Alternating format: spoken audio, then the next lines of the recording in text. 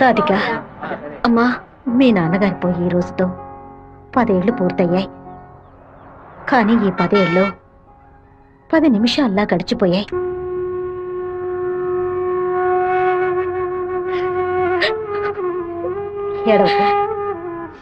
ఏడవకూడదు. ఎందుకమ్మా ఏడుస్తున్నా? నా కొడుకు చచ్చిపోయాడురా. నువ్వు నాకు మనవరాలివి కాదమ్మా, మనవడివి.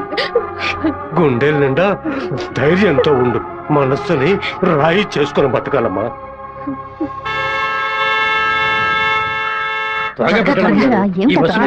మళ్ళీ 1 బస్కి వెళ్ళాలి. దాన్ని ఆడ పెద్ద సమస్యగా ఆయన నన్నే చూస్తున్నట్టు పిరికి వెద్దవి కనుక నీకెవడు పిల్లని ఇవ్వడం లేదు, అర్థమైందా? నాకేవు, నేను తీసుకొస్తాను, నువ్వు పద పద. అందరం కలిసి ఒకసారి మాట్లాడుకుందాం. అప్పుడు కూడా కుదరకపోతే తర్వాత చూసుకుందాం. గంగా, ఏంటా నడక?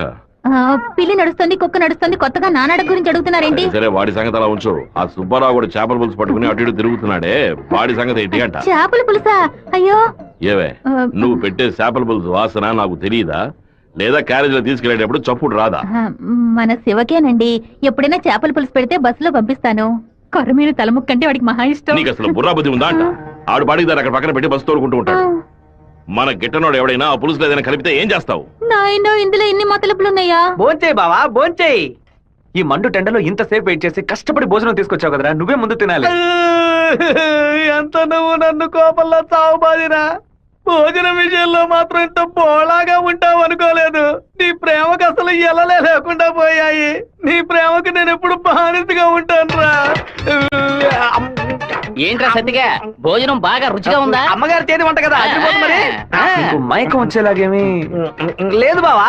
ఈ కళ్ళు తిరగడాలు అలాంటిది ఏమైనా? ఎందుకు అలా అడుగుతున్నావు? ఏం లేదు, చాలా దూరం నుంచి భోజనం వస్తుంది కదా, మన శత్రువులు ఎవరైనా విషం గిషం కలుపుకుంటే అయిపోతాను కదా, అందుకే ముందు నీ మీద టెస్టింగ్ చేశా. అరే దుర్మార్గుడా, నువ్వు పెట్టిన భోజనంలో ప్రేమ ఉంటుంది అనుకున్నాను, ఇలా పాయిజన్ ఉంటుంది అనుకోలేదు. 100 మైళ్ళు దాటుకొని భోజనం వస్తుంది, మీరు ఇంకేం బాగుపడతారా? ఒక తల పీసో లెగ్ పీసో తింటావా? పులి కాకలేసిన పిజ్జా తిందో. అయితే పెప్సీ తాగుతుందా? కూడబెట్టిన డబ్బంతా పోగేసి స్థలం కొన్నానే. 7 లక్షలు నమ్ముకునే కదా మన భవిష్యత్తు ఉంది. ఈ నోటీసు చూసిన తర్వాత నేను సగం చచ్చిపోయాను. ఏమిటండి ఇలా మాట్లాడుతున్నారు? అయిపోయింది, ఇంకా మన పిల్లల భవిష్యత్తు అయిపోయింది. ఏంటి క్లాస్ రాకుండా ఇక్కడ కూర్చున్నావు? ఇంట్లో ఒకే ప్రాబ్లం. కొన్ని రోజుల క్రితం మా మావయ్య ఎయిర్పోర్ట్ దగ్గర 2 గ్రౌండ్ల స్థలం కొన్నారు. సడన్ గా ఆ ల్యాండ్ ని తీసుకుపోతున్నారని గవర్నమెంట్ వాళ్ళు నోటీస్ ఇచ్చారు. మా ఫ్యామిలీలో అందరూ చాలా బాధపడుతున్నారు. అది సరే, ఎవరి దగ్గర స్థలం కొన్నారు? శివ, చెప్పు చేయండి. నేను నీకు విషయం చెప్పినట్టు రాధికాకు తెలియదు. సరే, నేను చూసుకుంటాను. దొంగ చటక ఎందుకులా తలుపు గడియ పెడుతున్నారు? రేయ్ మామా, రేయ్ ఏంట్రా బొత్తిగా మర్యాద తగ్గుతుందా? ఆ ఎయిర్పోర్ట్ పక్కన ఉన్న ప్లాట్ ని ఎవ్వరికి చూపించొద్దు అని చెప్పాను కదా. నువ్వేమో 2 ఏళ్ల క్రితం రామనాథం అనే వ్యక్తికి అమ్మావు.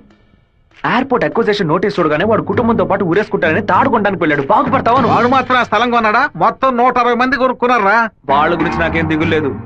ఇతని సంగతి ఏంటి? నేను తీసుకుని ఇంట్రీమ్ స్టే ని ఎయిర్పోర్ట్ అథారిటీ కొట్టేసింది. హైకోర్టుకి వెళ్ళి పర్మనెంట్ స్టే తీసుకుంటే సరిపోయా. నీతో ఇలా మాట్లాడితే వర్కౌట్ అవుతుంది కానీ, రే సత్తిగా, జేసీపీ సత్యమూర్తికి ఫోన్ చేస్తాను. ఏమావా, పోయిన సంవత్సరం మన ఊళ్ళో ఇల్లు కట్టావే, ఎంత అయింది? 20 లక్షలు. ఎందుకు అడుగుతున్నా? ఆ 20 లక్షల్ని 4,000తో నేలమట్టం చేస్తాను చూడు. ఏంది? 6 గంటలు జేసీపీ రెంట్ 3,000, 500 బయట 500 డీజిల్. నేను ఓకే అంటే కొంచెం ఏంద్ర నువ్వు అనేది? జేసీపీ సత్యమూర్తి అన్నానా?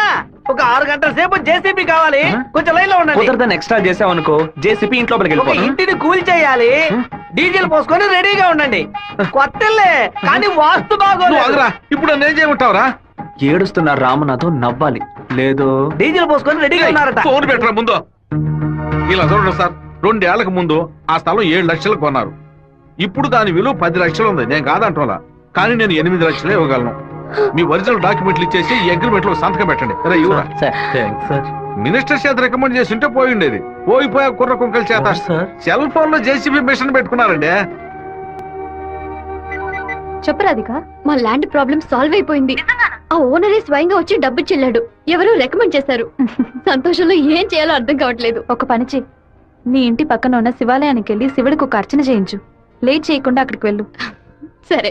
అన్నా మీరు అనుకున్నట్టు ఎమ్మెల్యే తప్పుడు రూట్ లోనే వెళ్తున్నాడు అన్న. నదిలోంచి ఇసుక తీసే క్వారీ కాంట్రాక్ట్ ని ముద్దు కృష్ణ అనే బినామీ పేరుతో వీడే నడుపుతున్నాడు. రోజుకి 250 లోడ్లే తీయాలయ్యా, కానీ వీడు 450 లోడ్ల దాకా తీస్తున్నారు. ఆ మన్నం తట్టుని వైజాగ్ తరలించి అక్కడ పోర్టు ద్వారా విదేశాలకు ఎగుమతి చేస్తున్నారయ్యా. మన దగ్గర అన్ని ఆధారాలు ఉన్నాయా. తహసీల్దార్ గారు కూడా వచ్చారు. రమ్మని చెప్పండి. చెప్పండి. నమస్కారం. ఏంటి సార్ ఇదంతా? రాజకీయ నాయకుల అధికారం ముందు మేము ఏం చేయగలమండి? గవర్నమెంట్ ఉద్యోగులు ఇట్లా మాట్లాడచ్చా? అనంతపురానికి నీటి సరఫరా ఉండదు, సాగు చేయడానికి ఈలుగా ఉండదు అని వ్యవసాయాన్ని మూలన పడేశారు. జరిగే కొద్ది వ్యవసాయం భూగర్భ జలాలపై నమ్ముకునుంది. ఏటి మనను శుభ్రంగా ఊడ్చేస్తే బోర్లో నీళ్ళు ఎక్కడి నుంచి వస్తాయి? భూమాత దగ్గర నుంచి మట్టి దోచేయడం అనేది కన్న తల్లి దగ్గర గర్భసంచిని దోచుకోవడంతో సమానం. ఇప్పుడు ఏడన్నాడు రాష్ట్రముడు. ఇప్పుడు వెళ్ళి అడిగామనుకో, అమ్మ మీద ఒట్టేసి నాకేం తెలియదు అంటాడు. ఎందుకంటే బినామీ పేరు మీద వ్యవహారం సాగుతుంది. కొంచెం ఓపికగా ఉంటే వాడిని ఎలాగోలా పట్టుకోవచ్చు. సరే అన్నా నీ గురించి మెసేజ్ వచ్చింది. ఏమనొచ్చిందిరా? పీ ఫర్ పొరమోకు, ఈ ఫర్ ఎద్దు, టీ ఫర్ తీపు, E for enemy, R for rowdy. ఎవరు పంపింది? సెకండరీ అశోక్ అన్న. అశోక్ ఎక్కడ వాడు? ఇక్కడే ఉన్నాడా? నువ్వేనా అశోక్ అంటే? ఏమన్నా మెసేజ్ పంపా? వసంత అంటే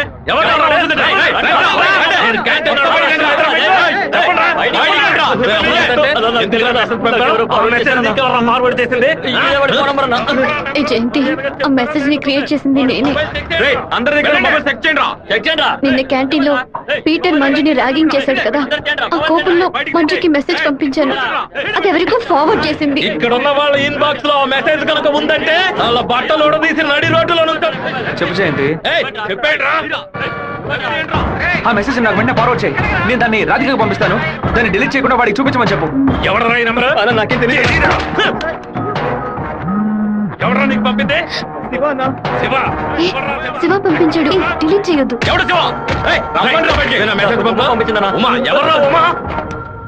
దీని మొబైల్ చెక్ చేయరా? పంపించింది మంజు అన్న.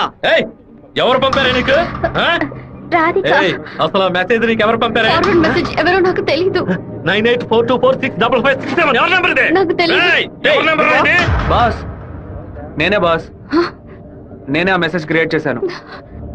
మీరందరూ వెళ్ళండి, వెళ్ళండి, వెళ్ళండి, క్లాసులకు వెళ్ళండి. ఉండు, రా, నువ్వు వెళ్ళు.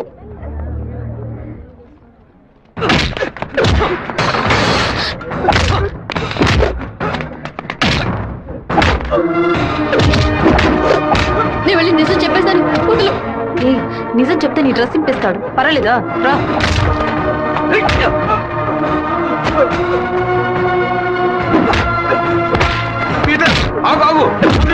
నా మాట అసలు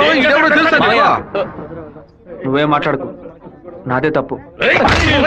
చెప్తున్నాను కదా, తీసుకుపోరా ముందు. రారా శివ, రా.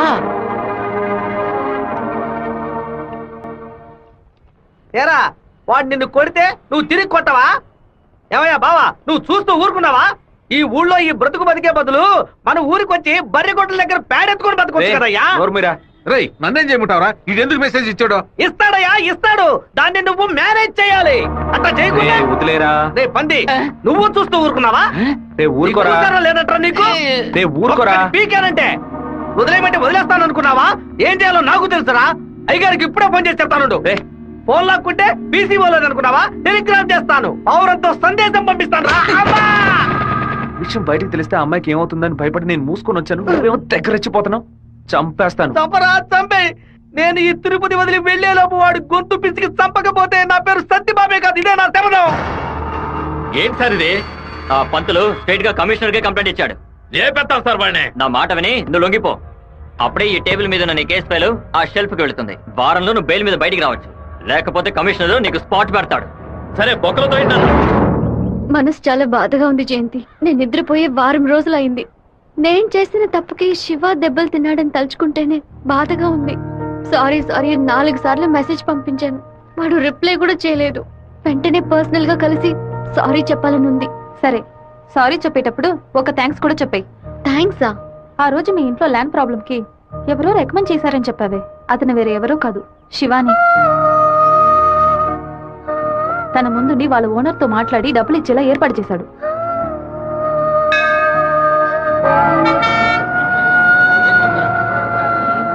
రాధిక నమ శివాయ నమ శివాయ నమ శివాయ. ఏంటి మూడోట్లో ఉన్నావు? అంతా మంచి మూడేలే. శివాకి సారీ చెప్పబోతున్నావనా? లేదు, ఓకే అని చెప్పబోతున్నాను. Yes, I want to convey my love. లవ్వా? అవును. వాడి అప్రోచ్ నన్ను డిస్టర్బ్ చేసిన క్యారెక్టర్ నన్ను బాగా ఇంప్రెస్ చేసింది. వెంటనే శివతో చెప్పేయాలి. 6 months తర్వాతే శివ నిన్ను మీట్ అవుతాడని చాలా క్యాషువల్ గా చెప్పాడు. ఒకరోజు క్యాలెండర్ తీసి చూశాను. April 1st, fools day. Shiva ఎక్కడ మోసపోతాడని అనుకున్నాను. నువ్వు ఇంత త్వరగా మనసు మార్చుకుంటావని అనుకోలేదు. శివ, పేట ఈ రోజు జైలు నుంచి వస్తున్నాడట. నువ్వు ఇక్కడ ఉండదు, వెళ్ళిపో. మీరంతా పిరికి పండాలరా. వాడు నా దగ్గరికి రాడరా, ఆ ప్రొఫెసర్ దగ్గరికి వెళ్తాడు. ఆయన ఎందుకు అనవసరంగా వాడి మీద కంప్లైంట్ ఇచ్చాడు? ఒక్కడన్నా మగాడు అనిపించుకున్నాడే. కాలేజీలోకి ఏం జరుగుతుందో చూడు. సరే. రే, నువ్వు నిజంగానే మూడోట్లో ఉన్నావా లేకపోతే మూడోట్లో ఉన్నట్టు నటిస్తున్నావా?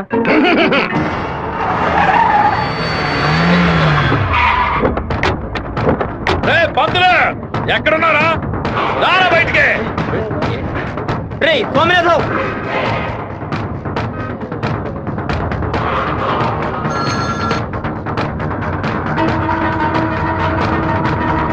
అన్నా అందులో అన్నారన్నా. రే స్వామినారాయణ, నా మీద కంప్లైంట్ ఇస్తే నేను ఊరొద్దులు వెళ్ళిపోతాను అనుకున్నావా? ఈ కాలేజ్ ప్రిన్సిపల్ ఏనా అడగడు? తెలుగు పంతులు నువ్వు నా మీద కంప్లైంట్ ఇస్తావా? నువ్వు బతిమలాడితే నేను వదిలేస్తాను అనుకున్నావా? నువ్వు పెద్ద స్పైవా? బ్రోకర్ పని చేస్తున్నావా? అంటే నువ్వు బ్రోకర్వా? ఏది చెప్పు. నేను ఒక బ్రోకర్ని. వద్దు పేట, వదిలే. వీడి వల్ల నేను 7 ఊసలు లెక్కెట్టాను సార్. మీరు వెళ్ళండి సార్. ఏది నువ్వు చెప్పు. నేను ఒక బ్రోకర్ని చెప్పు కదా. అయితే ఓ పని చేయి, అందరూ చూస్తుండగా ఆ బోర్డు మీద నేను ఒక బ్రోకర్ని అని రాసిరా. క్షమాపణ వేడుకుంటాను.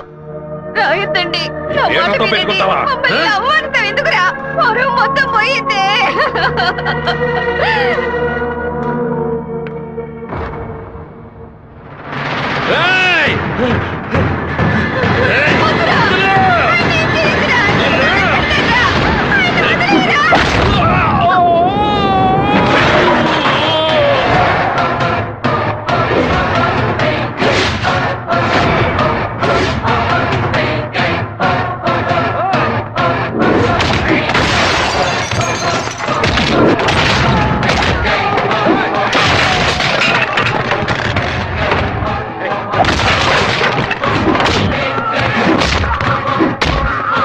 పోలీసులకు ఫోన్ చేద్దామా సార్? వాడిని మనం అసలు ఏమీ చేయలేకపోతున్నాం. కొట్టేవాడిని ఆపడం ఎందుకు?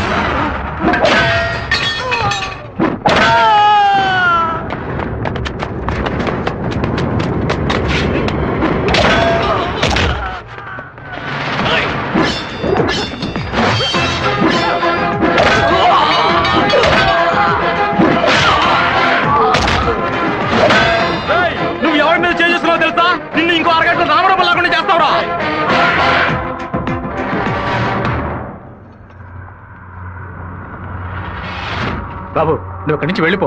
వాళ్ళు వచ్చారంటే నేను వదిలిపెట్టరు.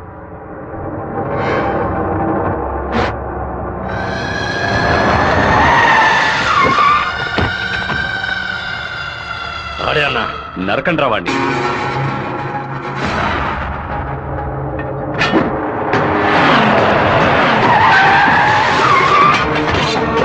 వీరభద్రం అన్న. రే రే ఆగరా.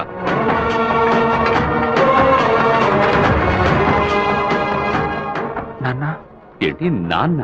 వీరభద్రం అన్న కొడుకు. నమస్తే అన్న. తప్పు జరిగిపోయింది, తెలియకుండా తప్పు జరిగిపోయింది. ఓబ్లేసు, రౌడీలతో వచ్చావేంటి? ఏంటి గొడవ? ఈ మెంట్లోడన్నా ఏదో తెలియక మీ అబ్బాయితో గొడవ పెట్టుకున్నాడు. నన్ను కూడా ఇరికించేశాడన్నా. ఎవరితో పెట్టుకుంటున్నావో ఎదురుకుండా ఎవరి నుంచి చూసి మసలుకోవాలి. నా కొడుకేమన్నా జరిగిందో ముక్కలు ముక్కలుగా నరికి స్వర్ణముఖి నదిలో పారేస్తాను.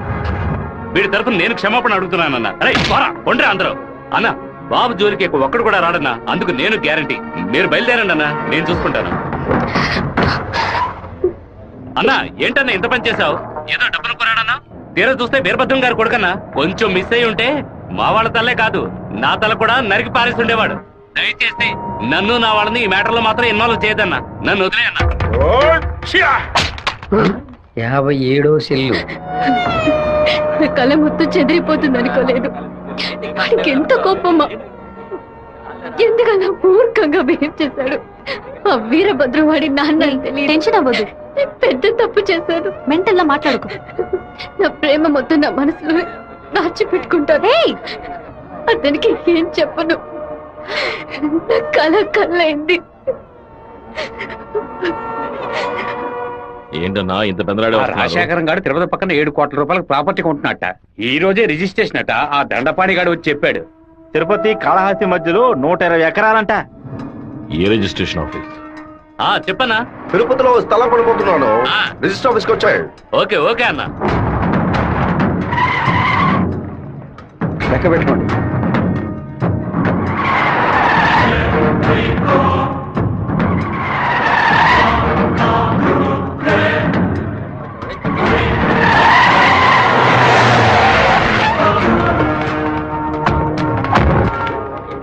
అలా ఇక్కడికి వచ్చారా? ఇక్కడేం చేస్తా ఉండవు? ఓ స్థల రిజిస్ట్రేషన్ పని మీద వచ్చాను. ఎవరి డబ్బుతో కొన్నావు? ఊరి ప్రజలకు మంచి చేస్తావని నేను ఎమ్మెల్యేని చేస్తే ఏటి మనని దోపిడీ చేసి ఆస్తి సంపాదించుకుంటున్నావా? ఏంటన్నా దోపిడీ గిఫ్ట్ అని మాట్లాడతారు? ఎంత పెట్టి కొన్నావు? 70 లక్షల కన్నా. నువ్వు చెప్పేది నిజమేనా? నిజమేనా? ఆ బండి నా పంటరా. అయ్యా, మీ సమస్యలో మమ్మల్ని ఇరికించొద్దు. మొత్తం వాల్యూ 7.5 కోట్లు. మాది పెద్ద కుటుంబం. ఈ డబ్బు అందితేనే మా ప్రాబ్లమ్స్ అన్ని సాల్వ్ అవుతాయి. మీ డబ్బుకు వచ్చినటువంటి ఆపద ఏమీ లేదు. కాకపోతే ఈ సమస్య పూర్తయినంత వరకు మీరెవరు ఇక్కడి నుంచి కదలకూడదు. దీనికి ఈసీ అప్లై చేయండి. ఎక్కడి నుంచి వచ్చాయి నీకు 7,30,00,000 రూపాయలు? కలపగొట్టు నుంచి వచ్చిందా, ఎరువు కొట్టు నుంచి వచ్చిందా? లేదన్నా, భార్య నగలమ్మేను.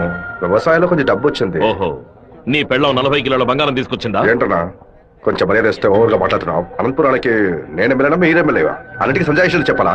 అందరూ ఇంటి నుంచి డబ్బులు తీసుకొచ్చే పార్టీ పడుతున్నారా?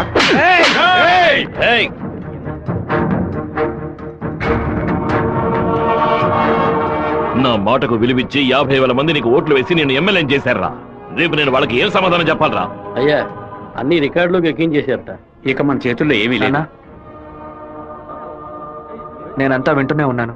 ఒక చిన్న ఐడియా చెప్పరా.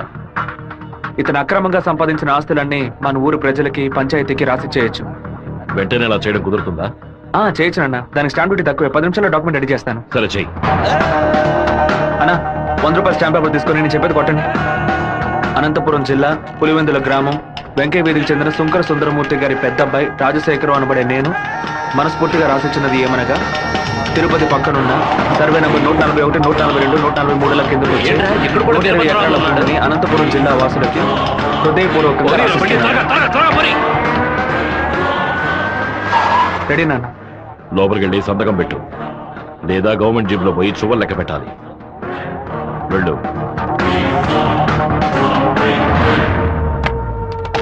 రాజశేఖరం, ఎప్పుడైతే నువ్వు ప్రజల డబ్బుని దోచుకున్నావో అప్పుడే ఎమ్మెల్యేగా ఉండే అర్హతని కోల్పోయావు. ఇంకో 15 రోజుల్లో నువ్వు నీ పదవికి రాజీనామా చెయ్యాలి. అనంతపురంలో బై ఎలక్షన్స్ రావాలి. ఇలా చూడు, నువ్వు రాజీనామా చేసినా బై ఎలక్షన్స్ వస్తాయి, నువ్వు చచ్చిపోయినా వస్తాయి. వెళ్ళు.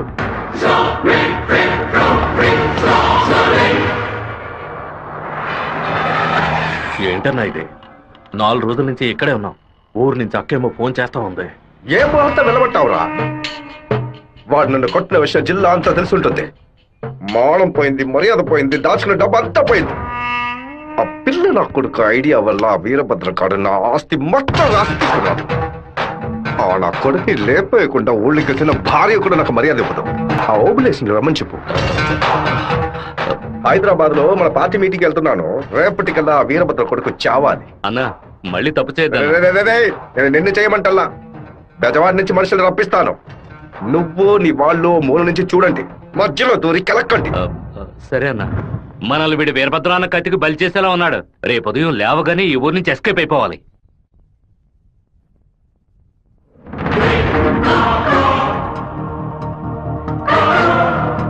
అన్నా, ఆ ఓపులెస్ గడు తిరుపతి రిజిస్ట్రేషన్ ఆఫీస్కి వచ్చాడు. నన్ను చూడగానే తప్పుకున్నాడు. వాడికి మా అబ్బాయికి ఏదో గొడవ అయ్యింది. రాజశేఖరం రిజిస్ట్రేషన్ కి వాడెందుకు రావాలి? ఏదో తేడాగా ఉంది. అయ్యా చెప్పండి అయ్యా. మన శివకి ఆ పీటర్ గాడికి ఏంటి గొడవ? అయ్యా అది దాచిపెట్టకుండా నిజమేంటో చెప్పు.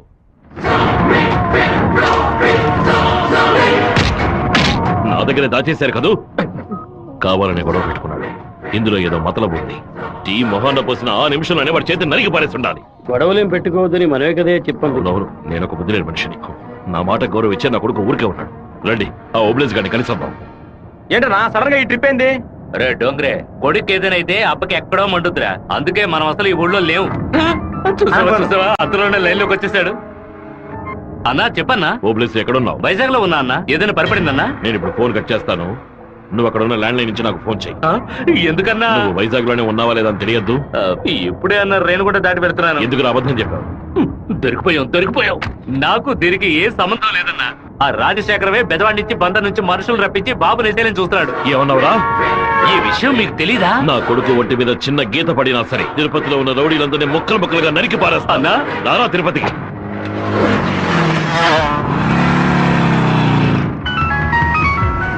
బాబు ఎక్కడున్నావు? రిజిస్టర్ ఆఫీస్ వరకు వెళ్తున్నాను నాన్న. పక్కన ఏదైనా పోలీస్ స్టేషన్ ఉందా? తిలక్ నగర్ పోలీస్ స్టేషన్ ఉంది నాన్న. నువ్వు వెంటనే వెళ్ళి ఫోన్ చేసి ఆ ఇన్స్పెక్టర్కి. దేనికి నాన్న?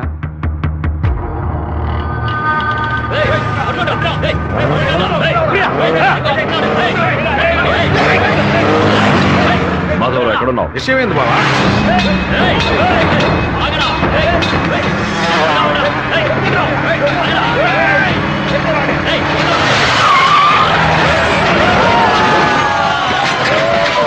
స్టేషన్ అడిగితే శివ ఎక్కడికి రాలేదని చెప్పారు బావా. మన వాళ్ళకి ఫోన్ చేసి తిలక్ నగర్ మొత్తం వెతకమని చెప్పు.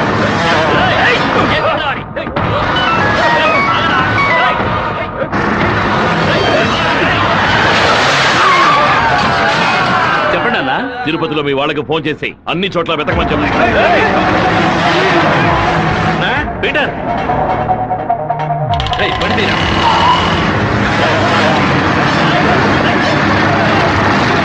తిరుపతిలో ఏ ఒక్క చోట వదలకుండా మన వాళ్ళతో వెతికించు.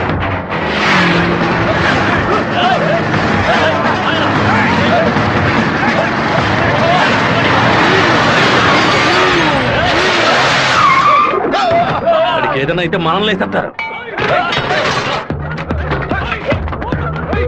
నేను ఆ కొండపైకి వెళ్ళి చూస్తాను. మీకు ఏదైనా తెలిస్తే నాకు ఫోన్ చేయండి. అలాగేనా?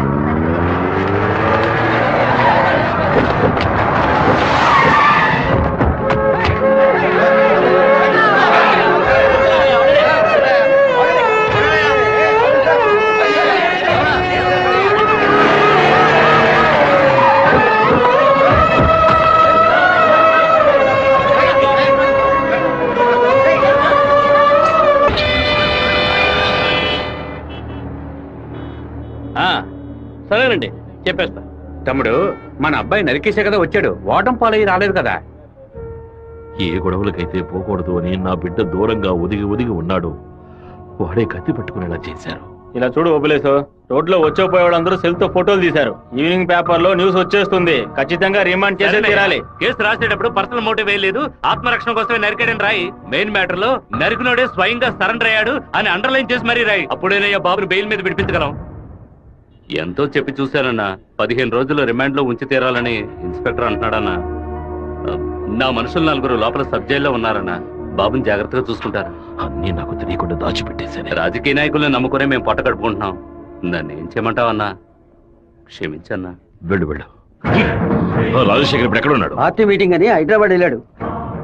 చిన్నగా హైదరాబాద్కి పోనిపో. వాడు శాస్త్రసభ నుంచి బయటకు వచ్చేటప్పుడు అక్కడే వాడిని నరికి పారేస్తా. నాన్న, మీరేం టెన్షన్ అవ్వకండి. మీరు కంగారు పడితే వాళ్ళు వేసిన ప్లాన్లో సగం గెలిచినట్టే. మీరు ఊరికి బయలుదేరండి. తర్వాత ఏం చేయాలో మెల్లగా ఆలోచించుకోవచ్చు. అయ్యా, టైం అయింది, కోర్టుకు తీసుకెళ్ళాలి.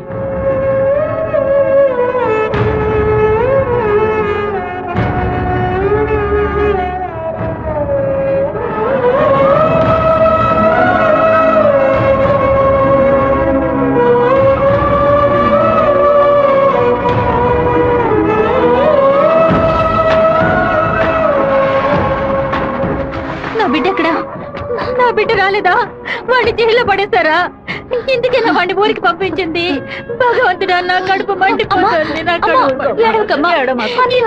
ఒక్కరోజు కూడా వాడిని చూడకుండా ఉండలేదే. ఎప్పుడైతే నా కొడుకు నేను లేపడానికి వాడు ప్లాన్ వేశాడో ఇంకా వాడు బతకడానికి వీల్లేదు. హైదరాబాద్ వెళ్ళి వాడి పొట్ట కోసేసి ఆ పేగులు మెడ వేసుకొచ్చానా? వాడు ఊరితో గొడవ పడలేదు, నాతో గొడవ పడ్డాడు. వాడిని నేనే నరికి చంపాలి. ఏ రోజైతే వాడు ఈ ఊళ్ళో అడుగు పెడతాడో ఆ మరుక్షణమే వాడి తల తెగి. అన్నా, ఈరభద్రం కొడుకులు లేపేయడానికి మనమే మనుషులు పంపామని అతనికి తెలిసిపోయింది. ఇప్పుడు ఊరికి వెళ్తే మనల్ని ఊరికి వదలడు. అవునన్నా. ఇక్కడ మంత్రి వరదరాజుల ప్రాబ్లం పెద్దదిగా ఉంది. సరే, ముందు నువ్వు హోటల్ రూమ్ ని ఖాళీ చేసి అలాగే ఎమ్మెల్యే హాస్పిటల్. అలాగే అలాగేనా?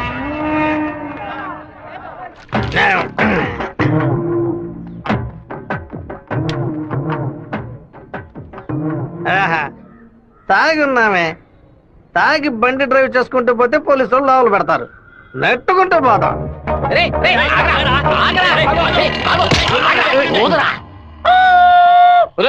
సరిగ్గా ఊదరా. ఇదిగో ఊదుతున్నానయ్యా.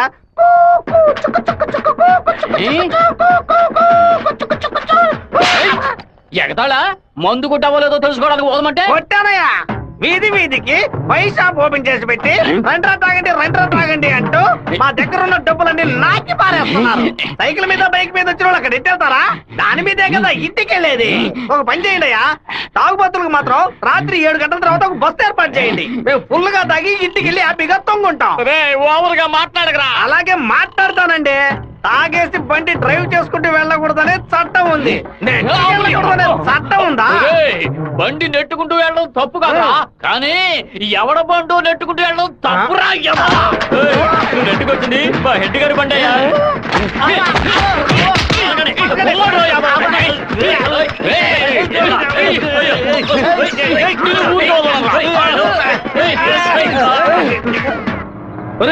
బాబు వచ్చేసాడు.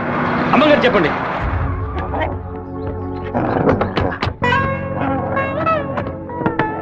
తూర్పు వైపు తిరిగి కూర్చోండి బాబు. కూర్చో.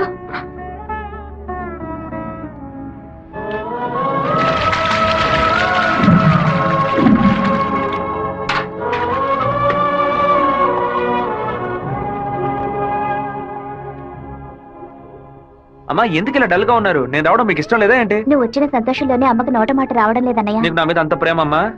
ఏంట్రా గబుక్కుని అలా అడిగేసావు? మరేంటమ్మా, ఇన్ని నీళ్లు నా తల మీద పోసావే, చూసుకోవడానికి తుండుకుంటైనా ఇచ్చావా? ఏం తక్కువ లేదు. ఉండు, తలదుడుస్తాను. లక్ష్మి, లోపలికి వెళ్ళి అటెండెన్స్ చేసి గిఫ్ట్ ఇచ్చేసి వెంటనే వచ్చేయాలి. మరైతే నువ్వు రావా? నీ ఫ్రెండ్ పెళ్లికి నన్ను చేంజ్ చేయమంటావు? నేను ఒంటరిగా వెళ్ళానని నాన్నకి తెలిసిందో నేను చెదకపాతారు. రా అన్నయ్య. అమ్మ వాళ్ళు రాలేదా? నువ్వు ఎప్పుడు ఊరెళ్తున్నావే? ఇంకా 2 రోజుల్లో సెమిస్టర్ ఎగ్జామ్స్ మొదలవుతాయి. రేపు ఉదయమే నేను తిరుపతికి బయలుదేరుతాను. కూర్చోండి. అన్నయ్య, ఆ ఎల్లో ఓణి అమ్మాయి ఎలా ఉంది? చండాలంగా ఉంది. మ్యాటర్ ఏంటి? ఆ బ్లూ ఓణి నీకేమైనా పిచ్చి పట్టిందా? అది కాదు, ఇక్కడున్న అమ్మాయిలందరూ మన క్యాస్ట్ వాళ్లే తెలుసా? వీళ్ళలో ఒక్కనే నువ్వు సెలెక్ట్ చేసుకున్నావు అనుకో, నేను అది వెళ్ళి అమ్మ చెవిలో ఊదుతాను, అమ్మ నాన్న చెవిలో ఊదుతుంది, ఆ తర్వాత నీ పెళ్లిలో నా దస్వర ఊదుతారు. ఎందుకంత కక్ష? 25 ఏళ్ల వయసులో పెళ్లి చేసుకుంటే అది సూసైడ్, 28లో చేసుకుంటే అది అటెంప్ట్ మర్డర్, 30లో చేసుకుంటే అది మర్డర్, 24 ఏట చేసుకుంటే బావిలో దూకినట్టు, 23 విషం తాగినట్టు, 22 ఊరేసుకున్నట్టు. మరి ప్రేమించి పెళ్లి చేసుకుంటే స్వర్గం, హౌస్ అరెస్ట్, జీవిత ఖైదు. అనయ్య, టీవీలో అమ్మాయిని చూడు, చాలా అందంగా ఉంది. అయ్యో ఒకసారి చూడు. ఏంటా జరుగు? తను నచ్చిందా? చాలా అందంగా లక్షణంగా ఉంది కదూ. తను ఎవరో ఏమిటో నేను కనుక్కొని నీ చేత ఆత్మహత్య చేయించరా? వచ్చే ఏప్రిల్ 1 వరకు ఓపికగా ఉండు, మరుసటి రోజు చెప్తాను. ఏమిటనయ్యా, లవ్లో పడ్డావా? ఒక అమ్మాయి అంగీకారం కోసం 6 నెలలుగా వెయిట్ చేస్తున్నాను.